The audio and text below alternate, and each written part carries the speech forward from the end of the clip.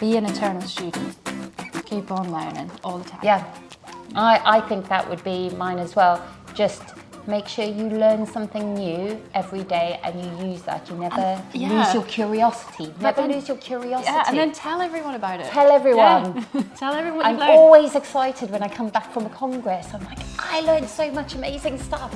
We've got to do this. Embrace your inner geek. Yeah, exactly. Be Hermione. Front of the class and hand up. We had a Cocker Spaniel, and he was been in his kennel. We were about to give him back to the owner. One of the student nurses brings him out, and unfortunately he was a wee bit naughty, so she couldn't quite get near him. So the owner had to come out and help us. Picked him up like this, and he just started weeing, and it went the entire prep room, and I'm there. Oh, it was on the protocols, it was everywhere, and all I can see is the cleaning that now has to. Yeah. And it gets worse, and then starts pooping. And by the way, prior to this, I'd been eating my lunch, and the owner's like, "Oh, I'd really like that to be gone." So I thought, bare hand, remove, and then bye. Carried on with my lunch. After washing your hands. Of course.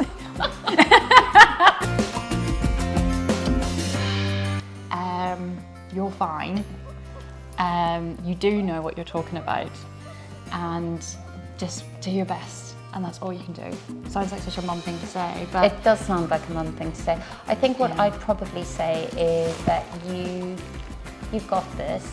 The most important part of the job is the caring and the communication, and those are things that you can't learn. As long as you care and you treat every animal as you would your own, you'll be absolutely fine. And pain relief. When your patients can't tell you if they're sore, assume they're sore. Assume that, they're always sore. They always are sore. That's why they're here. Yeah. I think two things that are equally important. I think number one is looking at sustainability, because it's something that just hasn't, until the last year or so, just hasn't been properly addressed by the profession. And climate change and everything is we're all passionate about it, but I think tying it into every aspect of our lives, and our job is so much part of what we do, I think really championing that and trying to make a difference with that, and also the well-being of the professional side of it. Absolutely. I mean, it's such a difficult job sometimes. It is. We can't deny that. And like I say, you can't pour from an empty cup and all those things. It is true. You've got to look after yourself, and we should encourage that.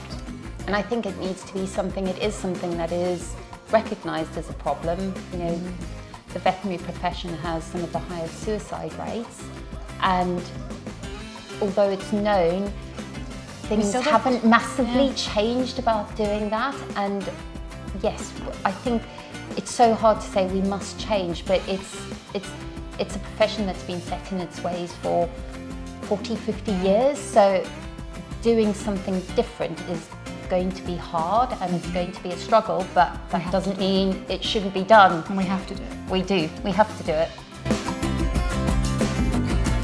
I am going to say Nelson Mandela, purely because I grew up in South Africa and I grew up in the era of apartheid.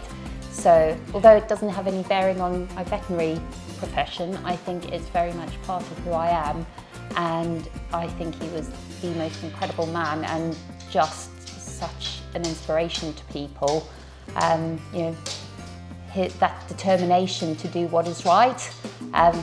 What a role model. I'd love to talk to him. Never did. But yeah, that would be my choice.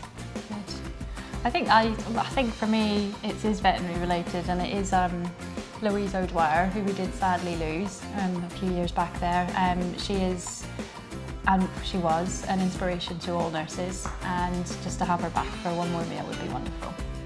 Yeah, she was best fun. She was the first, as a new graduate, she was the head nurse in the practice I first worked in, and she pretty much taught me everything, including what a brew was, because I was fresh off the plane from South Africa. I had visions of a cauldron and witches chanting around it. But, you know, her sayings I still say today, and she was constantly learning, and she was such an inspiration. She was the eternal student. She was just a wonderful person. And losing someone like her is, you know, such a focus for us to do the right thing and focus on mental well-being in the profession, as well as, you know, our patients and our clients, the environment. Yeah, absolutely. Here's to Louise. Yeah.